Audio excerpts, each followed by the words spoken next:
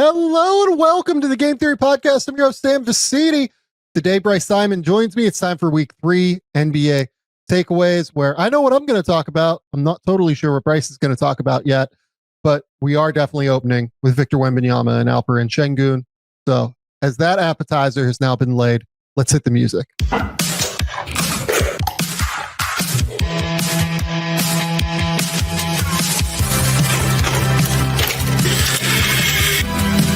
They do have a timeout. Decide not to use it. Way downtown. Bang! Bang! What is this going to be? Wow! Are you kidding me? Hello and welcome to the Game Theory Podcast. I'm your host, Sam Vecenie. But if you watch the tape, what you will see completely orchestrated this game. Bryce, what's going on, buddy? What's up, Sam? I feel very good right now that I found time to watch that Spurs and Rockets game. I believe it was either yesterday or earlier today. So knowing now that that is going to be where we lead off, I feel like I'm very prepared for at least one of your 3 takeaways this week. That's the best part.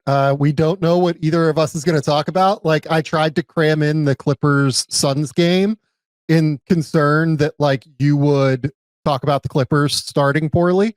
And I was like, can't quite get through all of this. I don't really have the time between having to watch Avdilas for the draft show for Virginia Tech and then like all the other NBA games we were trying to keep up with. It was a very fun weekend of trying to figure out what I have to prioritize here and there. I will bring up a different team from that game that you just mentioned to get your thoughts on, though. Spoiler alert.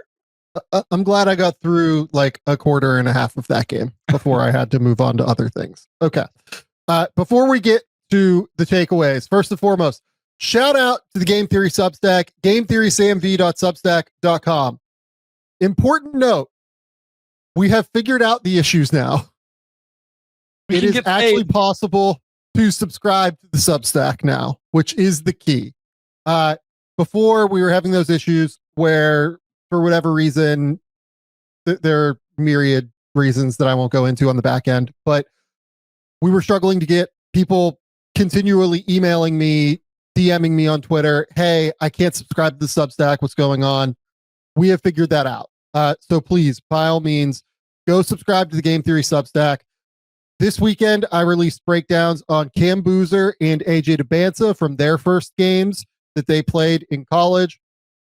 Tomorrow, I will have breakdowns on both Caleb Wilson and Darren Peterson. I think we're going to have to release them both the same day, honestly, because I kind of want to do Avdilas as well now after having started that game because he's just like a fascinating player. We'll talk about all this in the draft show that'll go up on Tuesday. But go to the Game Theory Substack, gametheorysamv.substack.com. Bryce did a breakdown of DeAndre Ayton last week as well. So we are running the gamut on this. The show is very, very good at finding little ins and, covering basketball kind of across the board. So please go hit the subscribe button. It's the best way to support the show. Game Theory Substack or gametheorysamv.substack.com. Okay. Bryce, I'm ready to just jump into takeaways because I am so interested to talk about the Wemby and Alpi showdown here. Yeah, it was an awesome game. Again, I'm glad. So I've been a little bit behind this week. I'm still behind at time of this recording. People will find that out whenever they listen to the NBA draft episode. I haven't quite got to watch everybody I want to. I have it all downloaded. I'm trying to catch up. My niece had a birthday. We have a football banquet end of the year thing. Had to help my dad with the cows and the heart. Like, it was just a little bit of a busy weekend, but I did find time to watch this game. Like, I was very adamant that I wanted to get to. I watched a bunch of other NBA games as well, but I'm looking at my notes. Like, I have 2.5 pages of notes on this. So do I. I have so many notes on this game. And here's my first takeaway. This is it. Victor Wembanyama versus Alperen Sengun is the next great NBA big rivalry for the next generation, right? And it's not a statement on, like, who is the best big in the NBA? Who are the best bigs in the NBA? Like, if you want to make a case for Chet, I'm good with that. If you want to make a case for Karl Towns, I'm good with that. Jokic is obviously the best big in the NBA. If you think he and Wemby are going to have like battles over the course of the next 3 or 4 years while Jokic is in his like full scale prime, right before Wemby kind of ascends into his prime, I'm all for that too. But here's the key with what I'm saying. Styles make fights, Bryce. That is the reality of any matchup. If you watch in MMA, if you watch boxing, styles make fights is the reality. And when these two match up against one another, their styles are so drastically different than each other's styles. And the way that Sengun seems to like seriously put a chip on his own shoulder when he plays Wemby and tries to like enforce his own will on Wemby, despite the fact that Wemby is 7'5" or whatever he is now with an 8-foot+ standing reach, is incredible to watch. It's every single time these two guys play, it's incredible theater to the point where there's like no question that these two teams are going to match up in the playoffs, like moving forward. It might be this year. It might be next year. It might be for the next 5 years. It might be 2 times in the next like 6 years, whatever it is. Right. But I think that Wemby versus Sengun, and part of this is because Sengun continues to get better every single season. That is the next great NBA big rivalry, in my opinion. And it's because of the way they play against one another every bit as much as it is that these two guys are all NBA players. Well, and I think what it was in this game is we saw Sengun at different times on each end of the floor go right at him in a direct matchup. Correct. Houston did not start Sengun on Wembanyama. They started Josh Okogie, who will come up for one of my other takeaways a little bit later. But well, and to be clear, like teams are starting to like create different coverages for Wemby as well, where like you have Okogie on the backside, or you have him fronting, and then you bring someone to the backside as soon as he catches to double, or like right as soon as the entry pass is thrown, because oftentimes the Spurs throw very high entry passes in order to get it to Wemby because he's so tall. Teams are really experimenting right now with different ways to attack the Wemby problem. And I want to come back to that as well, because I made a note of that in terms of the Spurs being in the Western Conference and the Western Conference having two of the most physical wing rostered group of players to do this against him, in the Rockets being one and the Oklahoma City Thunder being the other. And I don't want to get down that path too much, but Sengun guarded him in the fourth quarter. Like there were some possessions where he had some really good success, but then throughout the game, he also had success offensively, just kind of moving Victor to where he wanted him and then making a basket, or blowing him to sleep and then pivoting off of him and making a basket. So I was really impressed with how Sengun was able to just use his strength and find a way to be effective against him, really on both ends of the floor in specific possessions. And then Sengun was just huge in the fourth quarter. I thought he was okay throughout the game. And then I thought he had a big fourth quarter of this one, even though San Antonio came out on top, of course. Yeah, it was really fun because like in the first, I think it was like late first, early second quarter or something, Sengun has this like awesome post up against Wemby where like he just like drives him backward with like, he's all like hips and elbows, right? Just like driving him backward. And then like eventually just like gets to the rim and finishes. The short roll stuff with Sengun was super effective throughout the game. But yeah, like he just kind of does this thing where like he goes like ass out first. Yes. And then like slowly tries to like inch Wemby backward. And then like in the second quarter, he got to like this weird like pump fake step through to the right move that I thought was pretty fun. And then to start the second half, they put Sengun at the foul line and Wemby goes for like this swipe on the entry. And Sengun just like realizes that Wemby is like kind of slightly off of his center of gravity, and then just like goes to work to get all the way to the rim against him, knowing that he's kind of quite just slightly off balance. And then Wemby like is so big and long that he just puts his arms up, and Sengun can't finish over the top of him. Like he just misses because it's a massive contest, even when Wemby like doesn't jump at the end of the day. So the matchup between Sengun on offense and Wemby on defense is just incredibly fun. I love watching these two play. I love watching the way that they kind of like fight. Then like Sengun on the offensive glass as well. Like he had these two massive offensive rebounds, I think in the fourth quarter, maybe late in the third, where it was like they got into like a Reed Sengun ball screen, and then Reed just hits him for like a short roll 16-footer. And then they run like this 6 Spain action where it's KD and Sengun, and the KD Sengun ball screen stuff is really figuring itself out right now. Like their chemistry is really starting to come together, in my opinion. And then they have Reed sprinting up off of like a back screen for Sengun off of a Spain, and KD misses a jumper that he takes. And Sengun just like wedges his way in and gets this little tip in. And then like 2 possessions later, he wedges his way in like in front of Wemby for another tip in, like immediately after. And then like, honestly, here's the other thing too. Because of their respective differences in height, Wemby's elbows end up very close to Sengun's face and neck and head regularly. And look, there's the one in the fourth quarter where Wemby got him. Like, I'm not going to sit here and say otherwise. Like, I think Wemby caught him in the face. I'm not going to sit here and say I don't think Sengun might have embellished it a little bit. He got the foul call, and he got, I think it was like a flagrant, if I remember correctly, or a, whatever that is. I think it was like a flagrant one or whatever, because he got him in the face. So, like, these matchups are so fun because they're so physical because of the way that Sengun plays. And then Wemby has to respond to that, and he does. Like, the thing is that, like, he's completely unafraid of those moments. Like, there's no concern. And even though Houston is like sending doubles at him, like he's catching in the post. And then, in the second or third quarter, he has this nasty one where he catches and then, turns to his right for a fadeaway on the right baseline when Okogie like comes sprinting at him from the left. Right.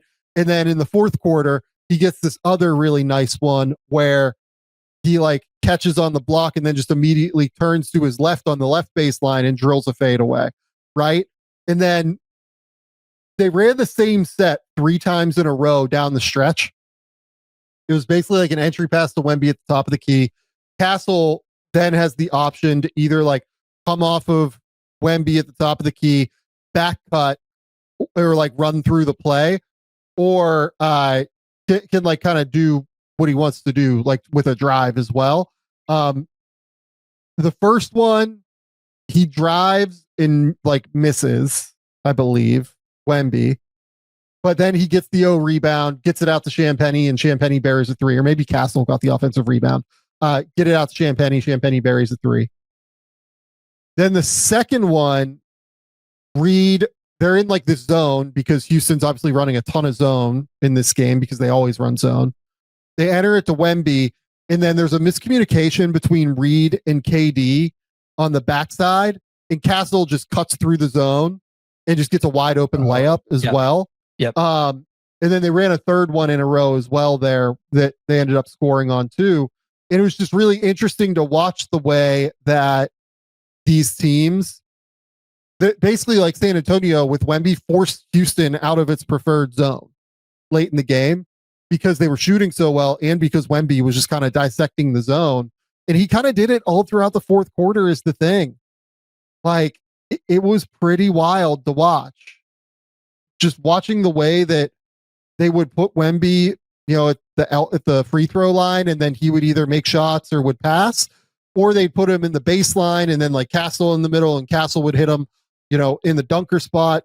There's just so much fun stuff. And then on the other side, the dunker spot game is also incredibly fun because I don't know if there's anybody that has better chemistry in the dunker spot right now than Sengun and Amen Thompson.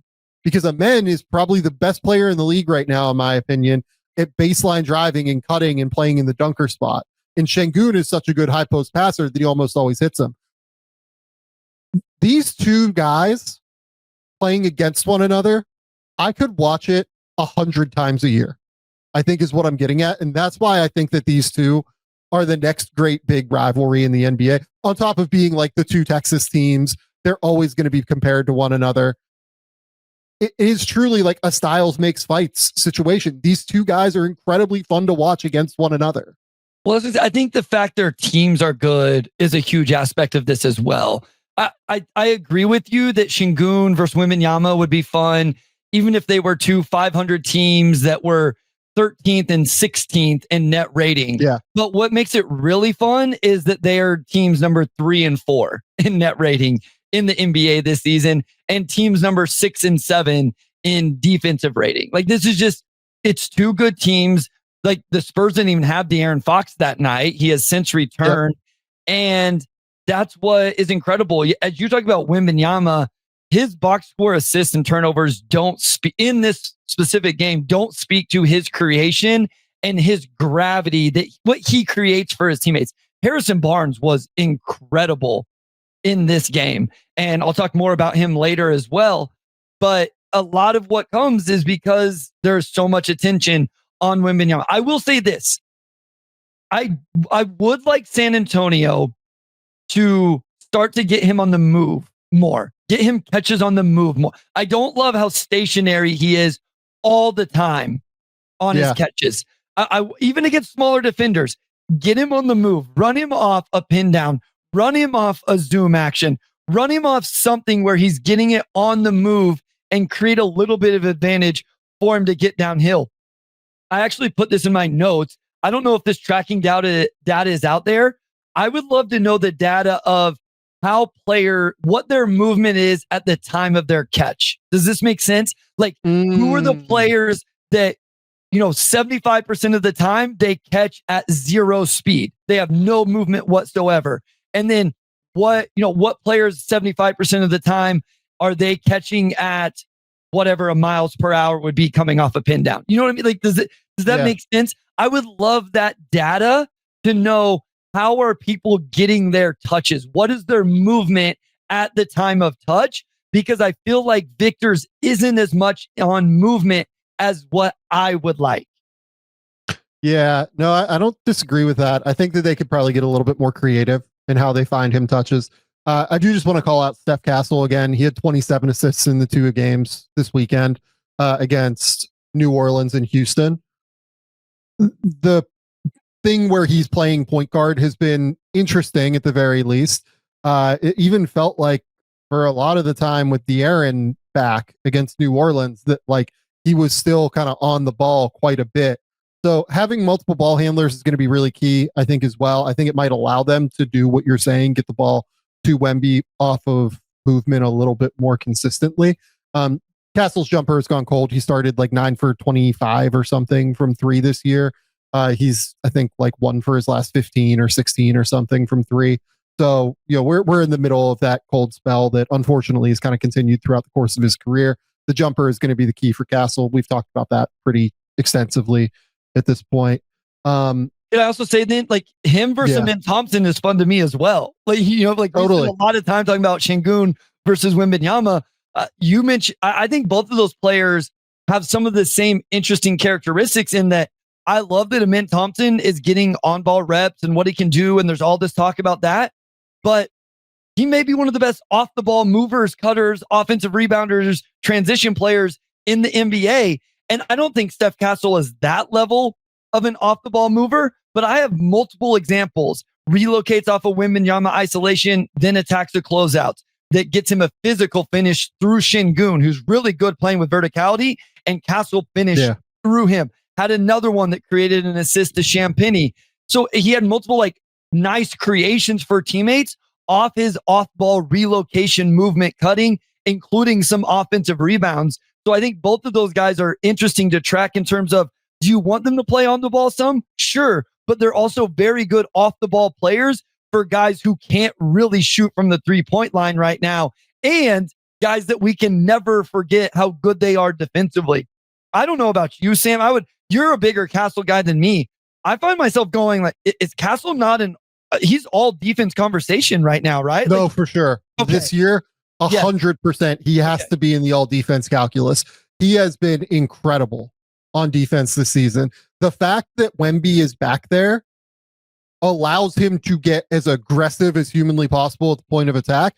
And it's why he's like forcing seemingly so many steals. I actually don't know how many steals he has this year. Yeah, he's averaging almost 2 steals a game. That like totally tracks in my head, because when you watch him, like he's just so constantly on top of everybody on the ball. Like he is so aggressive and physical and strong. And then he walls up and he's so like strong through his chest. Like he's, yeah, no question. Like Steph Castle's absolutely in all defense conversations right now. He has been fantastic, I think, on that end this year. Yeah. So I just don't want to ever lose track of that, because it's easy to talk about, well, is this jumper going to be there? Where's his ceiling at? The turnovers, but the creation and this and that is like, okay, all of that's fair, but let's make sure we at least touch on how good he's been defensively, because again, it's easy to talk about the Spurs defense and only talk about Victor, right? And not talk about some of these other guys that are providing. And I think he's at the top of that list, unquestionably. No question. Okay. Before we move on to topic number 2, we got to shout out our friends over at MIZZEN and Main. If you know the saying, look good, feel good, you know that clothes can make all the difference in the world for your confidence. Problem is, most dress clothes only check one of those boxes. They might look sharp, but they're a little bit stiff and hot and high maintenance. Or if they're comfortable, they might not look all that great. It can make it hard to have that confidence, but also feel great at the same time. That's why I'm such a fan of MIZZEN and Main. I've been buying MIZZEN and Main since before they were a sponsor for the show. MIZZEN and Main makes classic menswear with performance fabrics, so it's effortless to look sharp and feel great. MIZZEN and Main actually invented the performance fabric dress shirt over 10 years ago, and since then, they've perfected it with modern fabrics. When you put their clothes on, you'll feel the difference instantly. Professional style that's actually comfortable, whether you're in the office, on the road, or even out on the golf course, which tends to be where I will wear MIZZEN and Main products. It's a timeless style that you can invest in once and enjoy for years. That's why thousands of guys swear by MIZZEN and Main when they want to look great without the hassle. Right now, MIZZEN and Main is offering our listeners 20% off your first purchase at mizzenandmain.com. Promo code GAME20. That's MIZZEN, spelled MIZZEN, and Main, MAIN.com. Promo code GAME20 for 20% off. MIZZENandmain.com. Promo code GAME20. And if you'd rather shop in person, you can find MIZZEN and Main stores in select states. We're also going to shout out friends of the show, MOMENTOUS. Look, MOMENTOUS is a really, really useful thing, because creatine is not just for building muscle. It's become a daily essential for your strength, focus, recovery, aging, and cognitive performance. I struggle with ADHD. I've talked about that like quite extensively on the show, and creatine helps with my focus. It is something that where if you get into a routine, it's very, very easy to utilize it in the right way with just like a small amount every day. They've now made it easier with new creatine chews, which are bite-sized lemon lime chews that make consistency effortless. You just pop it in your mouth, chew, and you go. Each chew delivers exactly 1 gram of CreaPure creatine monohydrate, the gold standard, single source from Germany, and it is NSF certified for sport, which means it's independently tested for purity, safety, and label accuracy. Momentous spent years testing until they created the first chewable that actually meets the Momentous standard. Uncompromising science, meticulous sourcing, and real transparency. There are no artificial sweeteners or fillers. It's just science-backed. It is clinically proven performance in a portable, craveable format.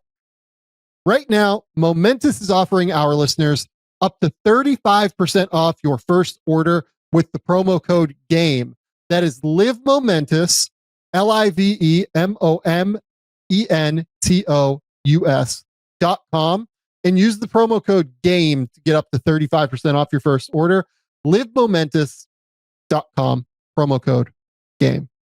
Okay, Bryce, you're up.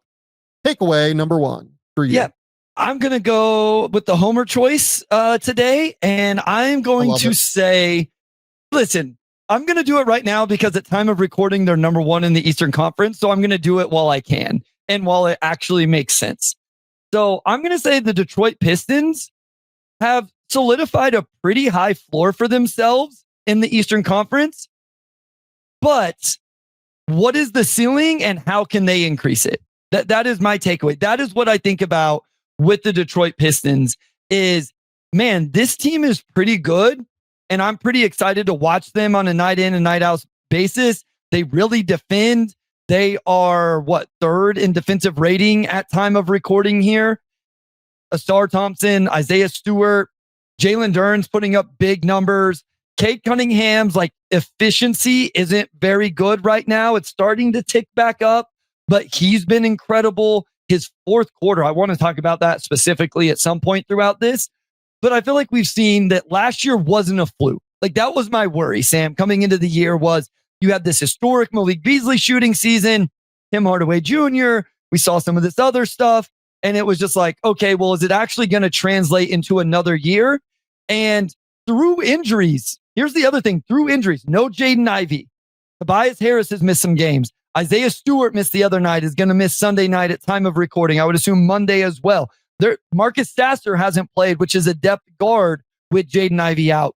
They're off to a pretty decent start here. We'll see if they can maintain it. I'm a little nervous about that. But when healthy with JB, with this identity, I think they've set a pretty good floor for themselves. My question now becomes, what is the ceiling and how can you increase it? Well, I think that what they have done more than anything is they take care of business against bad teams. Sure. Right? They beat the Nets by 18. They beat the Jazz by 11. They beat the Grizzlies on the road by 8. And the Grizzlies were not playing well at that point. They beat the Mavericks by 12. They beat a struggling Orlando Magic team at that time by 19. They beat the Celtics, a team that was still kind of, and still is to some extent, trying to find its own identity without Jason Tatum, by 6. And then they also beat the Rockets on the road. That is by far the best win. Those are their 7 wins to this point, right? So the thing that stands out to me when I watch Bulls them, and Cavs, right? If I'm not mistaken, that's right. The Bulls and a really bad loss to the Cavs, and a start of the year loss to the Bulls by 4. That's exactly right. And what that says to me is exactly what you're saying. They are not going to lose when they're not supposed to lose, right? And it's because they bring an identity every single night. They are. We can talk about the silliness of bringing an identity and putting your hard hat on and all that, all that stuff, whatever it is. It is what it is, but they do it every night. They really do. They fight and they scratch and they claw and they genuinely rotate as one defensively. They have great chemistry since Sarr Thompson came back by the midpoint last year. That's really the turning point for their defense to me is when Sarr got back. They're currently 3rd in defensive rating league wide. And you just know every single night that they aren't going to beat themselves on some level. That's the reality. They're going to give real effort every single night. And you brought up Cade. To me, it's just the first 4 games. And really it's the 4th game against Cleveland where he was pretty abjectly terrible. But in his last 5 games, Cade is averaging 29.8 points, 4.2 rebounds, 11.2 assists, shooting 54, 34, 77. The efficiency is there again. He is dominating from a passing perspective every single time. He just completely is dictating the tempo of the game every single time that he's out there. I have so thoroughly enjoyed the Cade experience over the last 2 weeks. And yeah, I mean, he looks like a stud again. The one thing I want to say real quick before we get to other stuff, and he leads the NBA in fourth quarter scoring right now. And I realize early in the season, different player, some players have rested, whatever, but he's 52% from the field, 45% from 3, 81% from the free throw line with 18 assists and 4 turnovers. My point is, as somebody who has watched Cade Cunningham every single second of his NBA career, that was not fourth quarter Cade Cunningham in the first couple of years of his career. And when you want to ask, what is the show me exactly what it means when we say NBA playoff experience. What are players actually taking away from that 6-game loss to the Knicks in the first round last year? What did Cade takeaway. We heard it in the quotes from himself and Trajan Langdon. He wasn't in good enough shape to last the entire year in a playoff series. He was worn down. He didn't have his legs under him, all of that. After experiencing last season, he knew that going into the offseason, I have to get my body right. I have to get my legs right. My point is, we're not just going to see that play out in the playoffs. We're seeing it play out in the first 9 games of the season, where he is being incredible in the fourth quarter, where that used to be something that wasn't one of his strengths earlier in his career. And I also always have to do this with Cade Cunningham. He is good defensively for a primary creator. No, he's genuinely pretty good now on defense. So I always like to bring that up. And if somebody wants to like, well, is he good or is he good for a primary creator? Like whatever. But when you look at the best initiators of offense in the NBA and what you expected them to defensively, Cade is good for that offensive role on what he brings on the other end. It's different than Anthony Edwards. I think Anthony Edwards' ceiling on defense is probably a little bit higher. No question. But Ant is worse off the ball than what Cade is. Cade's better possession by possession, Sam. Yeah, Cade is like more consistent possession by possession than what Ant is on defense. Like it's not. Those two probably provide fairly equivalent defensive value right now. Neither of them are like all defense guys to me, but they're both like capable on that end for sure and like provide real value. You brought up the idea of them getting better. I do want to talk before we talk about that about Jalen Duren. Jalen Duren's currently averaging 19 points, 11 rebounds, and is in the middle of just like a contract year that is going to get him a significant amount of money, I feel like. What I am most interested with Jalen Duren in is how he looks against like some of the best front lines in the league, right? Because like Cleveland, he struggled. Houston, he struggled. Like he had 14 combined points in 32 minutes in those games. It wasn't awesome, right? Against Brooklyn, he had 30. Against Dallas, he had 33. Against Utah, he had 22. Against Boston, he had 24. The game that I actually really thought he was great in was the Orlando game, where he had 21, 13. He did turn it over 5 times, but that's like a tough physical front line. Like even when they're not playing super well, that's a lot of bodies to throw at him. It was funny, like the Brooklyn game, like he goes for 30 and 11 in that game. And I'm just sitting there like, okay, this is just rinse repeat because Brooklyn's so bad on defense. Like all they're doing is just short rolling Jalen Duren every single time. And JD's just getting to the rim and throwing down every time because Brooklyn is so predictable. They're just putting 2 on the ball against Cade, and then he's short rolling and he's finding the short roll. And now JD has all this space to go, right? Like, side note real quick, to determine the value of like players this year league wide, we might have to institute a discount the Brooklyn, Utah, and Washington stats rule, because those 3 teams are so bad on defense. Like, I don't know if those are the 3 worst teams in the league, but just watching them, their continuity on defense is so easy for guys to take advantage of. They're so bad in transition, all 3 of them.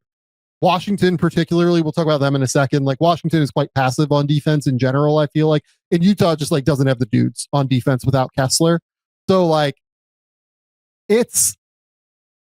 we're at a point where like I almost am looking at those games as like, well, okay, those are like stat booster games, and I'm glad you took advantage of the stat boosting, but like I want to see what JD does against like Houston and Cleveland versus what he does against those teams that just aren't capable. Like he just completely bullied everybody in Brooklyn. Like it was hilarious to watch, frankly.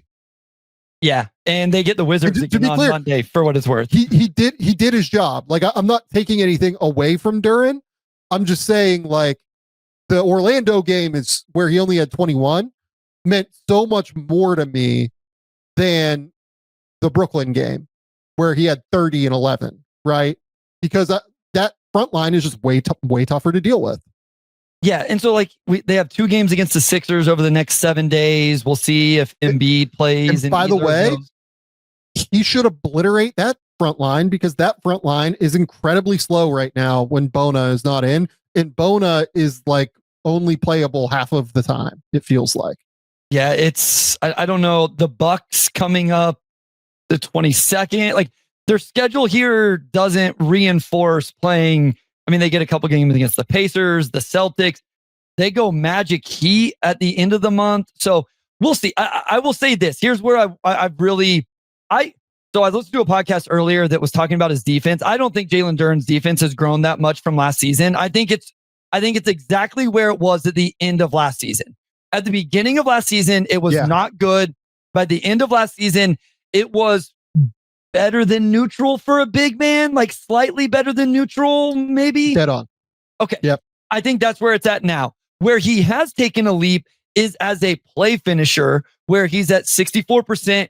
And even more so, he's at 86% from the free throw line and getting there 6 times a game. I think that's where the scoring has really come from, is getting to the free throw line. He is able to like face up some of these bigs, and then he knows how to draw fouls and all of that.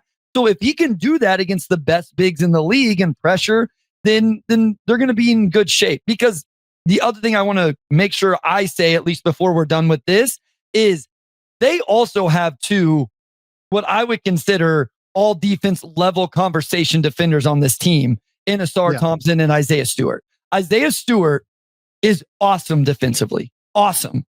And we've already talked about Sarr Thompson for months now and what he's doing. And that is why they're 3rd in defensive rating. It's not just because Cade is a good for a primary initiator. This team starts Duncan Robinson and plays him a lot of minutes. And that gets made up by the fact that Isaiah Stewart and Sarr Thompson are both incredible on the defensive end. I'm not saying they'll both be all defense, but they should both be at least be in the conversation.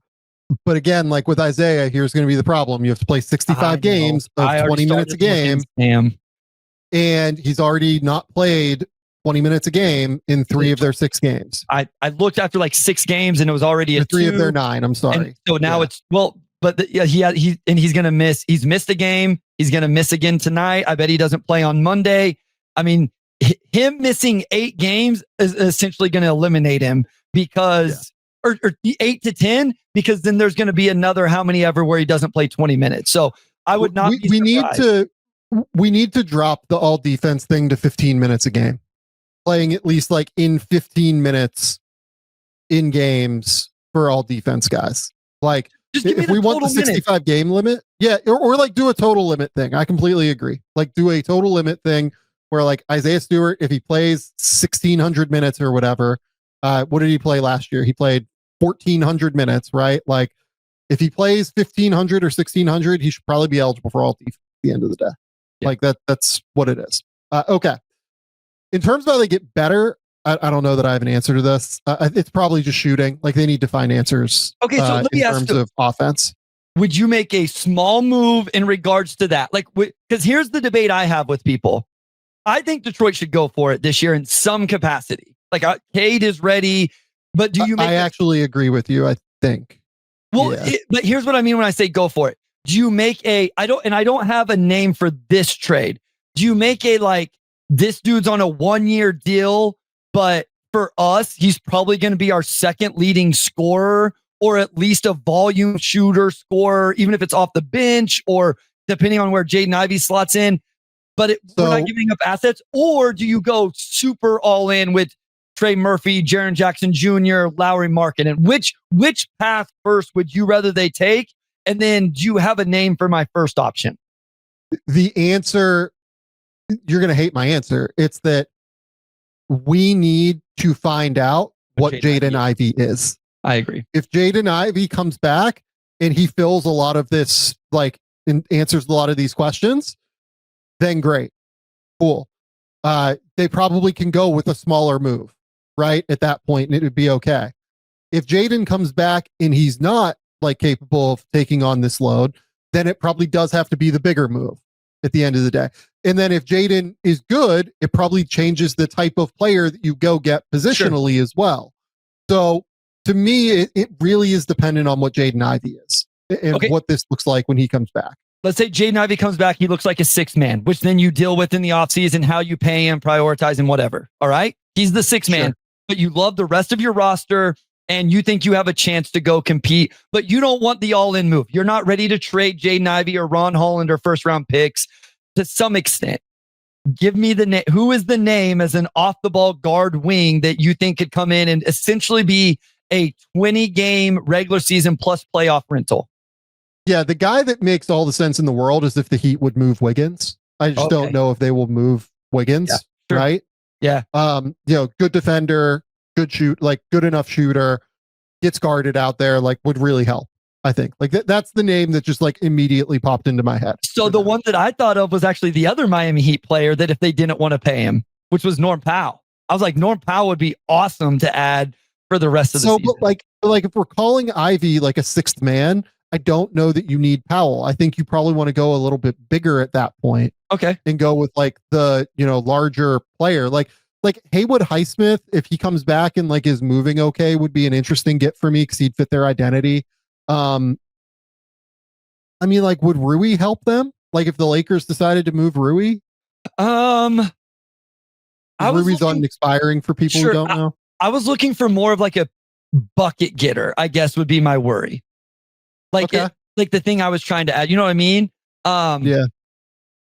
The guy that I've always thought, if it wasn't for the contract, was Levine. Go get a real dude that could get buckets. But yeah, but again, if we're saying Ivy is good enough to be a sixth man that might close some games, I don't think you need that player. Okay, is kind of my thing. I think you want to go a little bit bigger at that point, and it's Lowry is the name, right? If you compare Lowry with JD, that's the one, right? But if you don't want to pay for Lowry, which I don't know that they should pay for Lowry, frankly, then it's actually kind of hard to find the name, which is why I think Lowry will have real market value at the trade deadline, even beyond his nuclear hot start to the year. So you know what I mean? Here, PJ was the name that always kind of was interesting to me during the offseason. And not possible now. Yeah. So, no, it'll be interesting to see how they attack it. Okay. Takeaway number 3 for me is where I call myself a big dumb idiot. So this is going to be fun. Takeaway number 3 for me is I am a big dumb moron and incredibly stupid person for putting Alex Sarr at number 11 in the redraft of the 2024 draft that I did in the offseason. I am a big dumb moron. I am stupid. I am an absolute, I would like to curse right now, but I'm trying not to curse as much on this show. Hold on, real quick, peek behind the curtain. Every time Sam cusses, he has to text the group chat and let Andrew know when he cursed so that way he can try and take it out. Correct.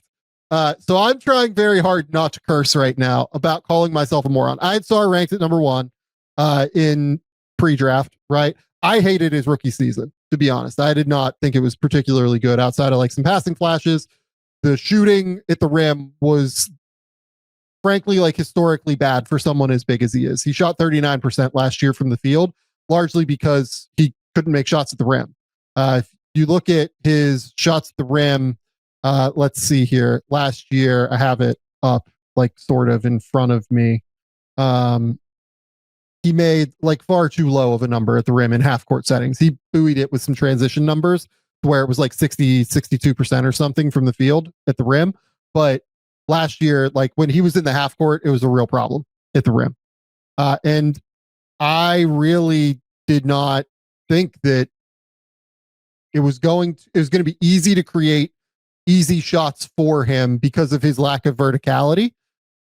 And so far this year, everything about his game, not everything, there are some snafus that I will talk about quickly, but the bigger thing with Sarr is that he is playing much more aggressively on the offensive end of the court. On defense, I have some real questions that we'll talk about, but on the offensive end, he is so much more aggressive and willing to use his physicality to get all the way to the rim that it's like watching a new player entirely to me.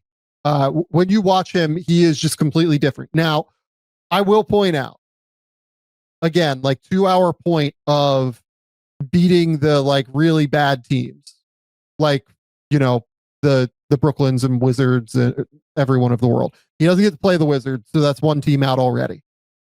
Boston has like the worst defensive front line in the league outside of Keita. 31 points, 8 rebounds. He had 31 against Philly, another team that has just like an egregiously bad defensive front line with Embiid and Drummond right now. Those two guys are like really, really bad on that end. Charlotte has Kalkbrenner and Diabate, but like both of those guys are, you know, I'm sure that we would say that they're like bottom third of the league, even on defense in terms of what they bring. He had 23 against them. But the games where I've really appreciated him, he had 20 against Cleveland. It was on 17 shots, but he had 20 against Cleveland. He had 19 against the Knicks. You know, again, weird situation because it was no Mitch, no Hook 40, but he had 19, 8, and 7, and I thought did really, really well against a good team. He had 14, 8, and 2 against OKC, which to me was like, again, a much better game, honestly, than even some of these other games because Oklahoma City is so tough and physical. To at least like be able to get that number as a baseline, I thought was quite good. And then against Dallas over the weekend, like he really struggled with his efficiency. It went 6 for 16 from the field, but like he cleaned up his own on the offensive glass. Like he ended up with 4 offensive rebounds, which was a season high so far this year. I think 3 of them were putbacks on his own shots that he had missed. And he's just like attacking his misses much more aggressively than what we've seen previously. Overall, he's averaging 19 points, 8 rebounds, 4 assists. He's shooting 53, 35, 76. I'll be interested to see where those numbers kind of settle in. But regardless, the reason that I'm a big dumb idiot for ranking him at number 11 or wherever I had him, 11, 12, 10, I forget exactly what the number was. I think it was 11, is that he's just very clearly better than a lot of these guys in this draft class at the end of the day. I still don't know if I'm there on like all-star stuff, and I'll talk about some of the negatives when we get there in a minute. But like he is probably better than, so like definitely better than Jalen Wells, who I had ahead of him.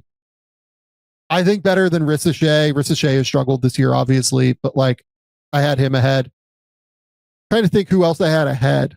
I think I had Holland ahead. I think I would take Sarr ahead of Holland at this point, honestly. I would definitely take him ahead of Edey, just because I think there's a chance that Sarr could make a difference in playoff series at some point.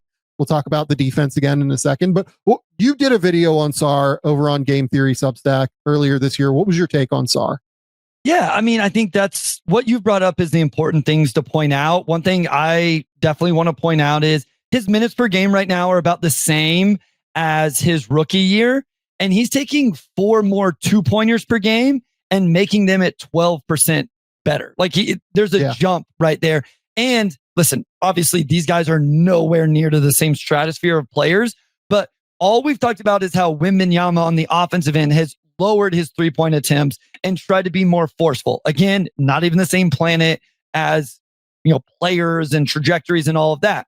But Sarr has done the same. He took 5 3-point attempts a game as a rookie. It's down under 3, and the percentage is up at 35%. Like it looks like maybe he's finding that sweet spot of how many should I take and how efficient I can be with them. Free throw attempts are up a little bit. Defensive rebounding is up a little bit. That was one of the biggest things. I'm sure you'll talk about that a little bit with the defense. And while I'm sure there are things to nitpick on the defensive end and talk about, because I have questions on what ultimately is his role. Can he anchor a defense, or does he need to be like more of a roaming off-ball rim protector, where I think that's probably what his best role is? I like him better in that role as well. I think I agree, but he is averaging 2.5 blocks per game. So like there is disruption. The field goal percentage is better. The force is better. The rebounding is better. It's just better. And quite frankly, isn't that what you ultimately want to see, right? Like you draft this guy, he struggles as a rookie, and then he comes back the next year, and through 10 games, it looks better. And that is exciting. That is encouraging if you're a Washington Wizards fan or front office. Well, and the passing is more consistent this year. Like he's finding kickouts more consistently, I think. than he has previously. He's seeing where the help is coming from, like in the Dallas game particularly. Like he had a couple of moments where he just like immediately recognized where the help was coming from or where the double was coming from onto him and just found kickouts like ASAP, right? Had a really sharp, like had 3, I think, DHO assists. Like he's been really good in dribble handoffs this year, finding different avenues. Now, what I will say about the offense is I am not convinced he's a 35% 3-point shooter yet. Every shot looks too different with the way it comes out of his hand. And I think he is smart to not be utilizing that shot quite as consistently as what we've seen. I am like a little bit worried about that. Like it just feels like every single time he shoots it, the trajectory is different in a way that worries me. And he misses left to right, like pretty badly. And even has some where he like banks it off the glass and then it hits the rim. And it's like, well, okay, what just happened here? But if you look at the numbers, like his 2-point shot distance is only like half a foot closer, according to playbyplaystats.com. Yeah. But the difference is that he's taking 2.8 field goal attempts at the rim per game last year. He's taking 5.8 attempts at the rim per game this year. He's taking 39% of his shots at the rim this year versus only 23% last year. It's just that some of the like the short mid-range is like a little bit further away, it feels like, and some of the longer mid-range is like a little bit further away, it feels like to me. But just by and large, on top of taking like far fewer above the break threes than what he was taking last year, he is, I think, finding his way to the rim a little bit better and consistently more aggressively attacking his own misses and finding ways to be able to get those and reading those off of the glass better. Defensively, I don't love him in ball screens, to be honest with you. I think he's just way too passive. I don't think he plays like the cat and mouse game really at all yet. In the way I would like to see, like there are just very few possessions where I feel like he's trying to manipulate the guard into doing what he wants. Like when you watch Wemby, when you watch Chet, like these other guys that are like this, they are so good and they have been so good from day one, basically in the NBA. It kind of like playing that cat and mouse game and making guards do what he wants them to do. Right. I don't think Sarr has ever really shown that consistently, unfortunately. But by and large, like I have like mostly just impressive things to say about Sarr. Now, like, I don't know that he's an all-star is kind of where I'm at. Like I'm actually like I kind of think he might not be an all-star based off of where I'm at, but he's definitely like a difference maker for Washington in a significant way. And he could very well become an all-star, I think is where I'm at. Like I had kind of written that off a little bit coming into the year based off of what we saw last year, because I didn't think he'd be able to get enough easy shots.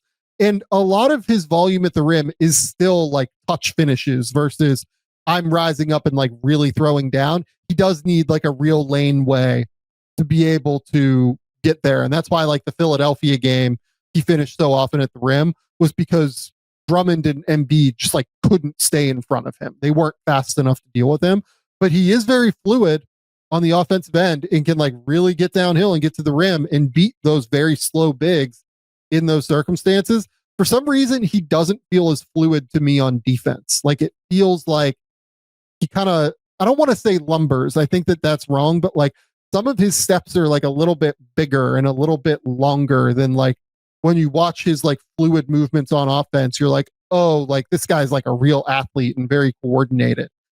For whatever reason, like he be it that like things are moving in his head and like he's still like trying to process it because he's so young. It does feel like there are moments where like he gets caught in the mud a little bit more consistently than what I would like. Like he got like the corner turned on him a couple times in the Dallas game where I was like, that shouldn't really happen to you.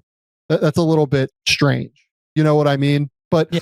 Like generally, again, the point of this is like, I'm a big dumb idiot. Very clearly like one of the best players in that class and very clearly like a real building block for Washington. Yeah, I think he just has to improve his play strength still, and I think that'll help him on his drives and at that cutoff point on the defensive end. He, against the Pistons, I think this was actually a regular season game, so I'm interested to see then what it looks like on Monday night. but Cade was fully manipulating him. Cade would just move him wherever he wanted with eyes and ball fakes and stuff like that. And then it was just, Duren easy buckets. But then he would come back with big time off the ball rotation blocks, or he got one on Stu after an offensive rebound. Very good weak side baseline rotating across. Yes. He is awesome at that. Yep. And then I do think that the big guy stuff has come around a little bit. And so you see some short roll finishes. Like you say, maybe it's not then like dunk on somebody. Maybe it's a little floater or whatever. So I'm excited to see that. And we'll see if he can continue to progress. I also wish he'd I'm excited to watch him on Monday to see what his screens look like. Cause I feel like his screens aren't super strong. I feel like, and so we've talked about this. Can you do the quote unquote big guy things? Can you set good screens and create opportunities for your teammates? Can you short roll? Can you catch a lob? Can you rebound? Because that just sets a foundation and a base. And then if you can knock down a three and do some of those other things, that's where the ceiling comes in. And so I'm really excited to watch him on Monday against the Jalen Duren to see if any of that stuff has grown in the last month even. Yeah. I mean, very clearly look, like I'd have to think about taking him over like Castle or Modus or like, for instance, like McCain, we haven't seen yet this year. And like the flashes of McCain last year were like pretty incredible. So like, we don't really have a vibe there on what that's going to be, but like very clearly one of the best players in this class. Like, somewhere in that top group of players in the class.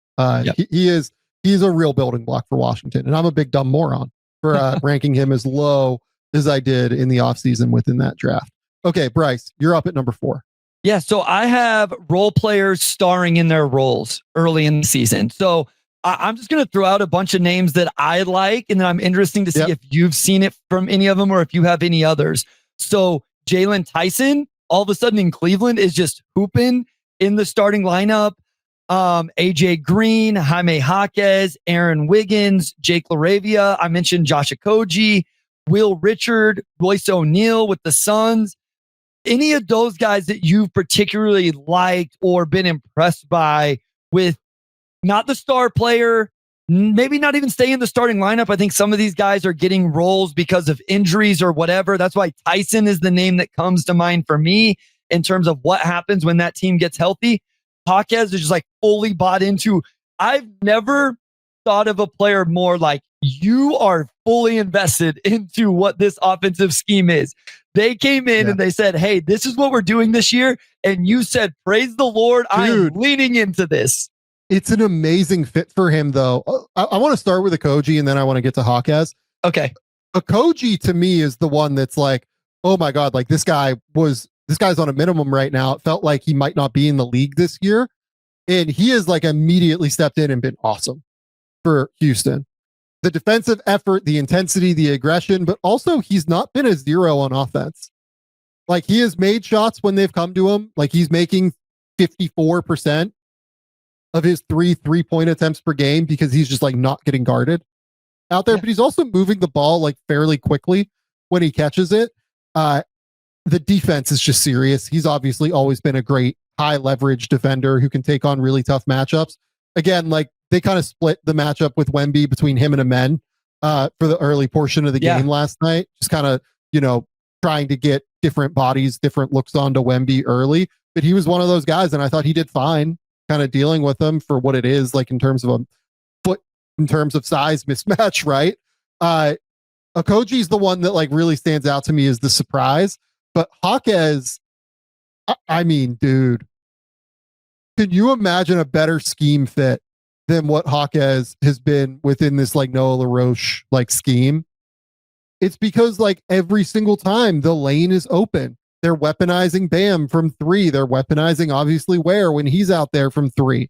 Like the fact that you have this guy in Jaquez who is not a 3-point shooter, who can then just like have oceans of space to roam on the interior and then like slash, or, when he's rotating like through from like baseline to the opposite corner, like maybe like flash to the middle of the court and then like get an open catch there.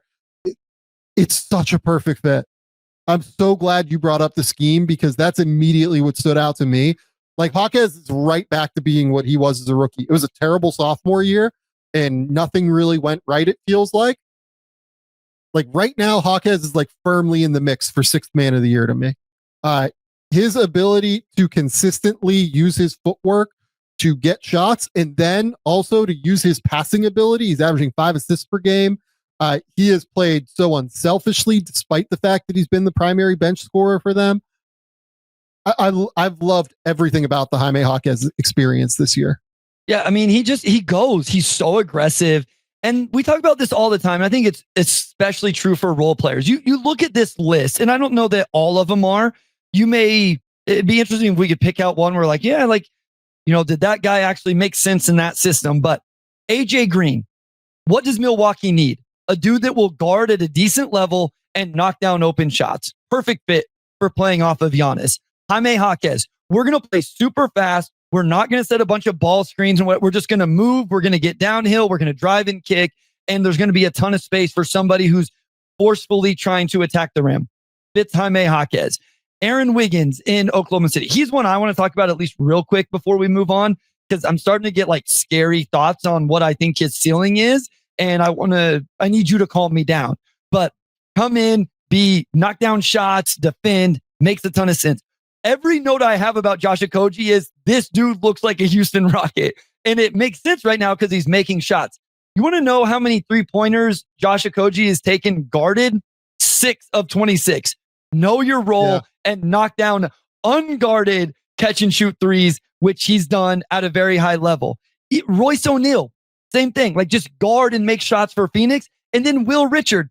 This is something I missed with Will Richard's scouting is I watched the 30-point game the other night, that Warriors Kings game where a bunch of people are out. I wanted to watch that one just as even in that game, Sam, he's backdooring people. He's back cutting. He's relocating. He's offensive rebounding. Who fits better for the Golden State Warriors than a guy who's always in the right spot and can play faster than everybody else on the court in terms of their processing, not necessarily speed. It's just these guys make so much sense for the rosters they're on, and they're taking advantage of those opportunities. Yeah, no, I mean, AJ Green's a guy I'm going to talk about in my third takeaway. Okay. I don't know that I need to like really dive too deep into him, but like the OKC guys, obviously, like they've gotten a huge chance with J-Dub out. And, Aaron Wiggins is a good name to bring up, averaging like 15, 4 and 2 on 46, 42, 67 from the line, but like he never takes shots at the line. He is so good within that scheme. Like he's such a good slasher. He takes threes when they're available to him. He has like full confidence with everything that he does. I think it's just super, super impressive. And then AJ Mitchell's another guy. I don't think I heard you mention AJ Mitchell. I didn't because I'd already talked about AJ, but like I didn't want it to become an AJ love fest. But of course, he fits into this as well. Of course. Yeah, like AJ Mitchell's like not shooting from 3 at quite the level like we'd all hoped, but Mitchell is averaging like 17 points a game. And then like Isaiah Joe, since he's been back, by the way, has been another guy that's been awesome for them. He's averaging like 16 points a game and just drilling from 3. Like the way that role players have like really stepped up across the league is really fun. The Phoenix one is interesting. I think you said that you have a Phoenix takeaway. Yeah, we can set on that one. So we can hold that. But yeah, I mean, I've so like even guys like, Cam Spencer is like my guy that I obviously bring up all the time, but Cam has been huge in stepping up with like all the Grizzlies injuries. Like the Grizzlies are out, like we talked about on the Friday show, 4 of their rotation players. And the way that, Cam Spencer has stepped up in a big way has been really huge, I think. I'll give you an older player. Jeremy Grant in Portland got moved to the bench and has accepted that role, at least in terms of his play, and is doing exactly what they need him to do offensively. I will say, I know he's averaging 20 points per game. If you check the on-off splits for Jeremy Grant, is it bad? Oh God! No, it's like really bad. They like really the offense gets kind of stagnant. I think when Grant is out there, he's like shooting 1,000,000,000%. He's averaging 20 on. I'm looking at it now, 50, 42, 86 right now. And like, it's all going in, but man, The on-offs, I believe, are quite poor for Jeremy Grant. That's right scary now. then, I'll because look them up while we're talking. Yeah, those shooting splits probably are not going to. I mean, he's getting to the line almost 8 times a game. So it just seemed like, hey, okay, you're going to put me, off the bench. I'm going to come in and just be bad. Oh, wow. Never mind. So yeah, Jeremy Grant's on-off splits. They're a -4 when he's on the court and a +11 when he's off the court. Yeah. Dang. But he is doing what they're asking on some level to just get buckets and score. I wonder what his minutes are. I wonder how many minutes he's got with Denny, Drew, and some of the you know what I mean? I wonder if. But anyway, I just look, I'll shout out a couple other guys. You didn't mention Jake LaRavia, I don't think there. I said his name at the very start, but then I didn't stay with it. Yeah. LaRavia has been awesome for the Lakers. He's averaging 12, 5, and 3 and shooting 56, 41, and then 60 from the line. He doesn't take many free throws, but he's been great. I think Trey Jones has been really good for Chicago so far this year. Just providing a real point of attack difference maker against tough matchups defensively for them. And then having the second ball handler that allows them to play their scheme up tempo and get where they want to go on that end. Because I know that some Bulls fans were disappointed we didn't shout out Trey Jones last time that we talked about the Bulls, but Trey has been great this year. I've long been a Trey Jones guy, so you don't have to sell me on that. Yeah, I mean, you mentioned Jalen Tyson too. Tyson is moving back to the bench, I would imagine, here with Darius Garland back, but and then he'll eventually move back when Strus gets back and everything, definitely. But Jalen Tyson has been really good, obviously shooting 52, 48, and 82 from the field, but 11 points. I think he's been energetic. He has been active on the defensive end in help situations. Yeah. And that was something he never did at Cal. He did it a little bit at Texas Tech, which I thought was quite good, but he was never active on defense at Cal, really. So yeah, I think Tyson's been really good. There have been a lot of these guys. I'm really glad you brought this up. Yeah, I like to give these guys some love because obviously the clicks and the headlines and all of that will often go to the Wemby and the Sengun and the Cades and the SGAs, and rightfully so. We need to talk about those people. Those players deserve it as well. But I'd like to think on this podcast, we're known for getting into the nuances and the weeds. And, how many people in podcasts in November 9th, 10th, 11th are talking about the play of, Will Richard or Jalen Tyson. And I think that's why people enjoy us, is because we talk about those things. And so I wanted to make sure we took an opportunity here. Have you also looked at what Sam Merrill is doing right now? Sam Merrill's freaking awesome. I love Sam Merrill. He is averaging 15 points, shooting 55% from 3 on 7 3-point attempts per game. Here's the thing. Usually whenever I hear that, I'm like, well, that won't stand. And with Sam Merrill, it's he might shoot 50% from 3. He might shoot 50 from 3. That might just happen this year. Because he's going to get good, clean looks, and he's an elite shooter. Oh my God, Sam Merrill rules. Okay, my takeaway number 3 is something that I don't know that I'm there on this, to be I want to start by saying that, but I was having a conversation with an NBA executive, fairly high ranking NBA executive. And I thought it was interesting and I wanted to bring it to the table for you. He brought up the idea that the Bucks have the highest ceiling of any team in the Eastern Conference in any given playoff series. And the idea that he had was basically, if they were at full health, Giannis, with spacing all around him, is by far the hardest thing to match up for now that Ryan Rollins looks like an actual stud. The fact that you have Rollins, who seems like a real guard, a real top 100 player in the league guard. You have to deal with all the shooters that they will present, like AJ Green, like you mentioned. You have Miles Turner, who's a spacing 5, who has been really, really good on defense this year. They're also a lot more athletic this year on defense than what they have been previously, even though the defensive rating number right now is, I think they're middle of the pack in the league. I have enjoyed them on defense a little bit more in terms of their versatility. I think they were better last year on defense in a vacuum than where they are this year. But I think that in a playoff setting, I think I trust this defense more than last year's defense, because last year's was not multiple and versatile in what it could do, but this year's is.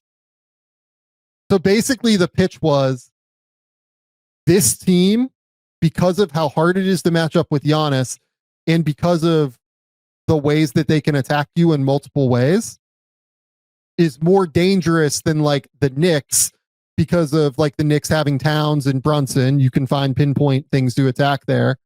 The Cavs have like the weird roster, with Garland and Mitchell and then the two bigs. That's their best lineup. I think I would still say the Cavs. I want to be clear about that. But I thought he raised an interesting idea that Giannis plus all of the spacing in the world and a more athletic defense is going to be exceptionally hard to match up with in the playoffs.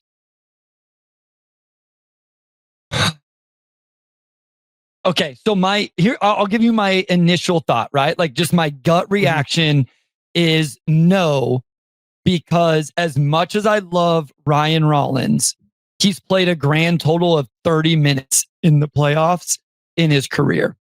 And sure, I have a hard time going into a play, as much as I like him and we've given him his due credit on this podcast.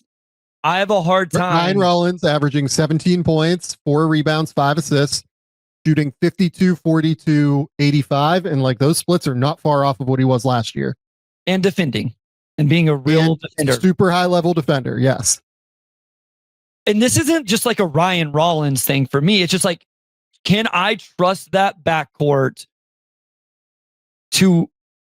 am I so confident in that backcourt against Donovan Mitchell, against a Jalen Brunson? I mean, even against a Cade Cunningham, whoever. So like, that's my holdup right now. My argument for it would be, we've talked about the offense going back to our lineups, our offensive defense lineups episode. What was that? Had to have been a month ago whenever we talked about that. And we talked about Giannis with floor spacing around him. I believe in that. I mean, I believed it back then and I believe it now. I think what is better, what did you say their defensive rating was? I'm actually surprised. They're like 17th in the league. They're 115.6 right now. I think these guys are competing. So that's the other thing is Gary Trent Jr. going to hold up in the playoffs? Are the Taurean Prince minutes going to hold up in the playoffs? Kuzma's like his on-offs aren't great either, but Kuzma's third on this team in scoring right now. Does that become an issue in the playoffs where, I don't think I can get there, Sam. I just don't. Whenever it's like 30 total minutes of playoff experience, Ryan Rollins is my second leading scorer right now. And then it could literally be one of 5 guys are the next. Like you're relying on Cole Anthony's 11 points, off the bench. I've loved the Bucks. Well, I hate doing this, but I don't think I can wrap my head around it here in the moment. So the reason that I love this and that I think it's interesting and that I think it's actually worth like a real conversation is because they are so hard to guard. Yeah. Like this team, I know that they're like, 8th or 9th or whatever in offensive rating, but when Giannis is out there and it's Giannis, Turner, and then it's Rollins, AJ Green, and like Gary Trent, like essentially what their starting lineup has been this year.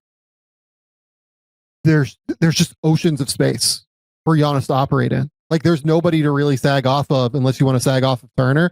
And what Turner has been really good at to this point isn't necessarily finishing on the interior, but like handoff, move the ball quickly, rescreening, go to get the ball, get into some sort of screening action and make it like really, really hard to sag off of him if he's like away from the rim and has the ball.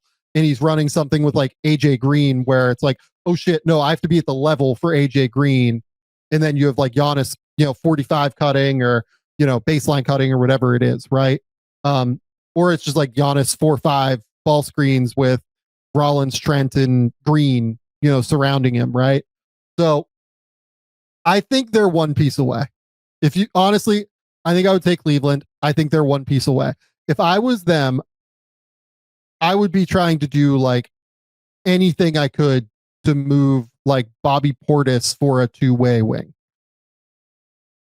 Maybe like a 2-way like big, because I feel like even more so than Kuzma, I think Kuzma's actually been like pretty okay recently. So like I almost brought him up in our last conversation as a guy who's accepted his role off the bench. And it's like, okay, well, thank you, Kyle Kuzma, for accepting this role.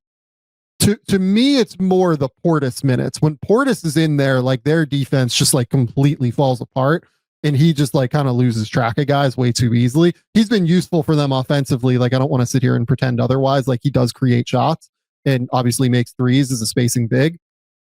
But if they could find like a guy that could play that role who is like like totally catastrophic on defense, like I think he is unfortunately from time to time, that would kind of be the difference maker for me. It's just that they are very limited in terms of what they can do on the trade market. The final thing I want to talk about is AJ Green. Teams are abjectly terrified of leaving him open. Like he's shooting 49% on 6.6 3-point attempts per game. The best action right now, I feel like in the NBA, is a Giannis is a ball handler ball screen where AJ Green is the guy in the Spain action flying up, setting a back screen for whoever the roller is. It kind of doesn't matter who the roller is. And he's the one flying up because teams are genuinely terrified of leaving him because they think it's an automatic 3 points if he's an open 3-point shooter. And it kind of is. Yep. So that's the one that I look at and I'm like, oh, okay, this is now really, really interesting. And I'm fascinated to see what they're able to do at the deadline. If they are able to finagle anything at the deadline to go get like another two-way-ish wing who can shoot, I think that they're a real problem. I do, Bryce. Like, I think that they're like a serious issue for teams because like the way I would put it is this. I don't know they can win the title with their current construction. Because I don't know if a team that is this reliant on like getting 3-point shooting from role players particularly will hold up in the playoffs. But I can almost guarantee you I will pick them in their first round series. Sure. Right now. Yeah. I don't know if they can do it for 4 straight series, but I think that I would be terrified of them in like a 7-game series for sure. Because if I get 4 games of just like Ryan Rollins and AJ Green, and we haven't talked enough about Rollins, but we talked a lot about Rollins last week, obviously. Like Rollins has been unreal so far. He is legitimately, to me, the biggest, like this is a difference maker right now. This development has completely changed the trajectory of a team. He is the guy in the league that stands true for the most right now to me. His ability to play off the bounce, which like, look, anybody that watched him at Toledo, again, I had Rollins quite high in the draft. I had him at like 30 or 31 or something, and he goes like 60 or 55, 52, whatever it was. I loved Ryan Rollins coming in part because very long, very good extension finisher at the rim, self-creator in a real way, but also had potential on defense, I thought was kind of the pitch. And he is just continuing to grow. Everyone I've talked to around Milwaukee will tell you, like, insatiable worker. Like, just continues to get better and better every year because he does not stop working. And again, like we talked about this last week, I love stories like this where like guys overcome mistakes. Like he had the weird shoplifting thing or whatever. Like that could have been enough to derail his career given how much he was on the borderline of the league. And he just didn't let it happen. He worked, he battled his ass off, he fought and he scratched, and he figured it out. And I love that we're in a space now where Ryan Rollins, like, I truly think he's been one of the like 100 most impactful players in the league so far. I don't know where exactly he fits.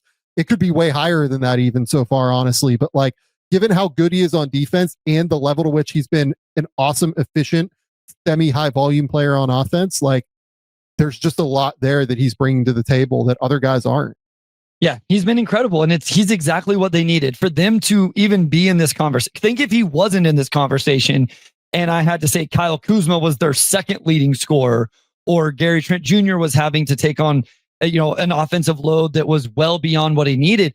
Giannis being there and then Rollins being able to take up this mantle slots everybody else into kind of, in maybe not their perfect role, but a very more reasonable role for them. And I just want to end for me that I think the best argument for this is that they'll have the best player in every single series throughout the Eastern Conference playoffs. Correct. That's the whole key here is that Giannis is also a stud. Yeah. And so when you have that and then you've built a team that at least makes sense in some capacity around him, you have a chance. Yeah. No, I agree. Okay, you're up with your third takeaway. Yeah. So what are the Phoenix Suns? Are they interesting to you at all? Are they just going to be very meaty? Oh, I would say this wrong. Meaty ochre. Now you have me thinking. No, like they're like feisty, man. So like they compete. I bring it up because I find myself interested when I didn't think I was going to be interested. And I'm like, Devin Booker is playing at a very high level offensively, outside of the turnovers, which, for what he's doing aren't even that crazy. Averaging 7 assists, shooting 50, 40, 88, operating ball screens. Like he's been really, really good on the offensive end. And then they've just put these floor spacers around him, right? Dylan Brooks is shooting a lot like he's a floor spacer, but Grayson Allen on almost 9 attempts at 41%. Royce O'Neal, I think, has been incredible. He took the Wembanyama matchup in that game against the Spurs. He's on over 8 attempts at 43. Colin Gillespie is at 7 attempts and 38%. So they're putting these high-level shooters. Obviously, we haven't seen very much of Jalen Green. I have no idea what they're going to do with their center rotation on a given night. It seems like they're just going to play all 3 of them, and none of those 3 are their first-round pick from this last year's draft. Yeah. There's 2 things. I turn in to see, okay, what's this going to look like? What's Ryan Dunn going to do? But then also I watch and go, okay, if Booker is this, can you build something sustainable around this? Like, what is the next step then? And can they do something? This was a team I anticipated watching only when I absolutely had to and not being that invested in their year. And I watched that Spurs game the other night and they kind of hooked me. And I find myself very invested in them now, not just the rest of this season, but then like, is there actually a path out of this at some point to build something around Devin Booker, who you obviously have locked up long-term? So I think that where I'm at on this is so like Jalen Green, obviously last night, like re-aggravated his hamstring injury. And, I hope he's not out for a long time, but re-aggravations tend to be bad, is my experience with these things. So, I hope that it's not, and that it's just like a minor tweak or whatever, but I don't know if we're going to have Jalen Green with the Phoenix Suns for a while. It feels like, but maybe I'm wrong about that. That's like a total shot in the dark. I have no information on Jalen Green. It just feels like re-aggravations tend to be bad. I have felt like that they do need another creator for sure next to Devin Booker, especially like in the non-Booker minutes, like the 12 minutes a game where Booker is not in, have felt unsurprisingly problematic, Bryce. Sure. Yeah. They are winning Booker minutes by 4, and they are losing the non-Booker minutes by 14 points per 100 possessions right now. It is pretty laughable what happens when Booker leaves. But yeah, it's can they build something sustainable around Devin Booker? And I think that the big thing here is Jordan Ott to me, actually. Like, we can make the Michigan State jokes. We can make the jokes about like, oh yeah, like there's connection obviously there between him and Ishbia and all that stuff, right? Like, it is what it is. But Jordan Ott, I think, has really come in and given them like an identity in a way that makes sense. Like, they go in and they chuck threes like Cleveland did last year. I think that by and large, they've been pretty good defensively with whatever big is out there. Like, they have an infrastructure defensively at the very least. The first few games against like Denver and then like the early game against the Clippers was just obviously like truly horrendous. Even the Kings game that they won in the opener, I felt like defensively, like they weren't quite where they wanted to be. But I feel like as the season has gone on, I don't know if the numbers would bear this out. I'll look them up while we're talking, but like, I feel like their infrastructure defensively in terms of like how they fed guys to the bigs and, you know, utilize like Dylan Brooks and utilize Dunn and utilize like some of these other guys to really, you know, get defensive stops, I think has generally been quite strong, honestly. Like everyone's going to make the jokes about Ishbia and, you know, Bill Simmons having that like, you know, back and forth about the defense because Pina said the defense was going to be terrible. The defense is not that bad right now to me. Like when I watch them, I'm like, okay, this is generally pretty okay. So like in their last 5 defensively, let's call it, they have the 8th best defensive. I was gonna say it's been recent. A 5-game sample, but like, yeah, it's been better recently. Yeah, because I have notes from a game against the Clippers where they were bottom 3 either going into or coming out of that game, but that was like 10 days ago. So, but I mean, and again, like this stuff is, we'll see where they balance, right? Did they have just a really rough 4 or 5 games to start the year, or is this last 5 a little bit more indicative? And yeah, my guess is they look. I do just want to be clear. Like, I think there's a talent deficiency here compared to the rest of the West. Yeah, at the end of the day. Yeah, I just, they probably end up at 40 and 42 or 39 and 43, or, you know, maybe they win a few and it goes their way and they're 42 and 40. Like, I'm not saying like all of a sudden this is a team that's going to scare the Thunder in a first round series. I'm just saying that it's more interesting than what I thought. I'm more in tune to just watching them play this season. And I found myself going, okay, I kind of forgot how good Devin Booker can be. I know they have like this dead money on the books and all sorts of things, but is there a path here out of what we've all kind of laughed and joked at over the last 12 months? Is there a quicker path out of that than maybe what I thought? Because he is really good. And if you have the right identity and can make the right moves on the margins, is there something here? That was it.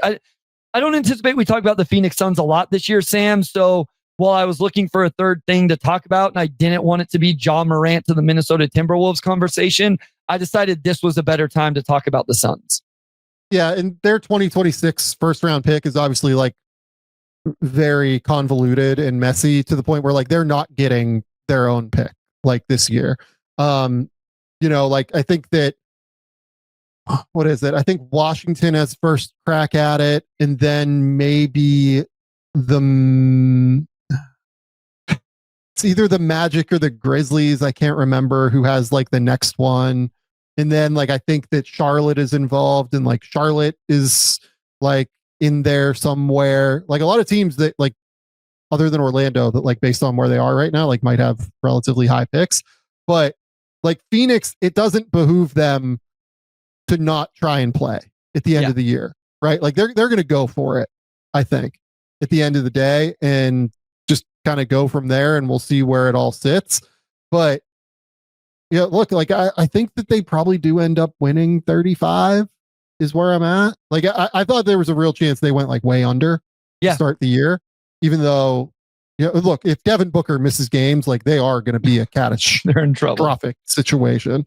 Like if Booker misses 20 games, they might go 3-17 in those 20 games. So like, to your point, I went under on 31.5. And I guess that's why I find myself in a more positive light with them, because I thought they were going to win under 30 games coming into the year. Yeah. And if I had to redo that, I would probably say over based on a 10-game sample. Yeah. It's hard because, again, like if Booker misses time, they're going under. Is the reality. So like you're just betting on Booker playing at least 70 to 75 games this year, which is always hard. Yeah, like if they stay healthy and if Booker plays real games, I think they win 35 plus is where I'm at. Like they're a much more competent situation when Booker is there. And I do think it is in large part because like Ott has them playing the right way and has them like generally do, like it feels like very Brooklyn-y to me last year when Jordi Fernandez got there, where like very under-talented team in Brooklyn, but like they had the right shot distribution. They had the right way to like play variance-based basketball. Obviously, like that Brooklyn team had like no chance on defense. This Phoenix team has some chance on defense because of Brooks, because of Royce O'Neal, because of like just having bigger bodies on the interior. They have size at center, right? Like, yeah. And then like Ryan Dunn's obviously a good defender too. So they have the bodies that they can throw out there to not have a catastrophic defense. Yeah, I mean, I guess that's the thing. Like, if Common ends up being something which we haven't seen right now, and Ryan Dunn continues to progress, you know, on both ends of the like, be a real defender, and then the offense, and you keep around some of these other guys, and like you said, you go get a number 2 and a guy that can create in non-Booker minutes. It's like, okay, all of a sudden this team gets a little bit interesting if Booker's a top, 10, 15 player in the NBA. And then you put that right infrastructure around him. You figure out the center position for 48 minutes, and then you have 3-and-D wings. I'm like, all right. And I guess, again, there's I don't want to say close. There's a closer path to that than what I thought, because I thought the path to that was the moon. Like, I thought it was insanely far away. And I guess now seeing it this year so far, it's a little bit more reasonable than what I thought. So maybe this is just me and how low my expectations were of the team and the organization. Yeah, the problem for me, and look, like, again, like, what would be funny to me is if like Milwaukee could do a Dylan Brooks for like Bobby Portis deal in some respect. That would actually like kind of really work across the board, I feel like. But like, again, you would have to give Phoenix something, and like Milwaukee doesn't really have a whole lot to give Phoenix to make that work. So like that doesn't really track. But I feel like if I was Phoenix, what I would be trying to do is rehabilitate a lot of these guys' values. Yeah. Like Brooks, like Allen, like Royce O'Neal. I mean, that's another one. Like if you could swap Royce O'Neal for Bobby Portis right now with the way O'Neal's playing, like that would actually be really helpful, I think, for Milwaukee. But again, like Milwaukee probably needs big. I need to stop talking about Milwaukee. If I bring it up though, because we were just talking about Milwaukee needing an upgrade on some level. And if, Phoenix can find a way to rehabilitate Dylan Brooks's value, Grayson Allen's value. Grayson is, shooting 41% on 9 3-point attempts per game, right? If they could get something for, Colin Gillespie or, again, Dylan Brooks or whatever they're going to do with Mark Williams, because you have Common Maluach now and you feel pretty comfortable with Oso, it feels like, on the court by and large. And like, you didn't sign Mark Williams to an extension, even though you traded a first rounder. And what did you do 2 first rounders for him, if memory serves? Because you had 29 and something else, right? So like, could you find answers is kind of my question here. Yeah, it was a 2029 first round pick in Liam McNeely. Yeah. And it's like a low end first round pick because it's like a least favorable situation. But yeah, like I wonder if they can find answers here by like kind of find ways out of their predicament by rehabilitating the value of some of these vets and then moving the vets for other guys around the league and getting draft capital back, getting young player capital back and trying to rebuild it that way. But I think that the biggest thing for me about that is that it's very possible based off of what I've seen, because Ott is really putting these guys like in a positive position. Yeah. Yep. Okay. Bryce, that's all we got. Tell the people where they can find your work. Tell the people what's going on. Yeah, at Motor City Hoops on Twitter, on Blue Sky, Motor City Hoops Substack. If you ever want any, notes and analysis after a Pistons game, especially if your team plays Detroit, I have some video breakdowns specific to Detroit over there. Like recent one was an Isaiah Stewart defensive breakdown. Obviously contribute when I can to the Game Theory Substack. I'm going to try to get into some more NBA draft breakdowns throughout the week as certain matchups happen, unless Sam keeps taking them all before I can get them. No, I've been busy, so I'm glad Sam is holding it down for now, but I'll be contributing whenever I get a chance over there. The Pistons Pulse podcast, and of course, right here, Game Theory podcast with Sam Vecenie. Thank you so much to everybody supporting us. Every time I go to YouTube and see the numbers, I just shake my head in disbelief about how this thing has grown.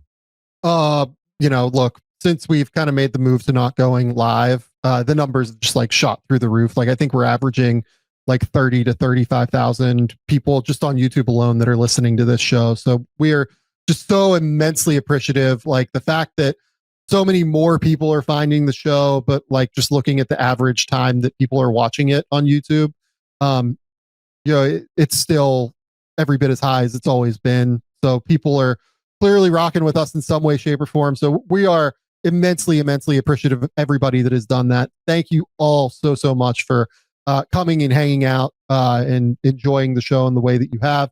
If you enjoy the show, you'll probably enjoy the way that Bryce and I break down basketball tape as well. Go to the Game Theory Substack, gametheorysamv.substack.com, where you'll get breakdowns across the board, especially on draft prospects, but also some NBA guys as well. We're really doing some draft guys early in the year, though, with some of these fun non-con matchups that we're getting, just to get kind of early impressions on some of them for sure. I know that we will have Caleb Wilson and Darren Peterson up probably on Monday. If you made me guess, I'll probably make Andrew run those on Monday. But go there, go to The Athletic, keep me employed. I will have first week NBA draft takeaways up there, and I will have rookie rankings coming this week as well for the first time this season. Really excited because I will not have VJ at 1. I know that, and I think that that's kind of who everyone has at 1 right now. And over the last week, I think a couple of these guys have really made the case to surpass him across the league. So I love what VJ has done. I love what some of these other guys have done. We did a full rookie breakdown as well. Thank you all for watching that and enjoying that and listening to it across the board. We will be back on Tuesday with the NBA draft show. Thank you all for making that as successful as it's been thus far. Again, like I really just appreciate it immensely. And then, we'll be back on Friday with the normal Friday show. So until next time, we'll talk soon. Bye.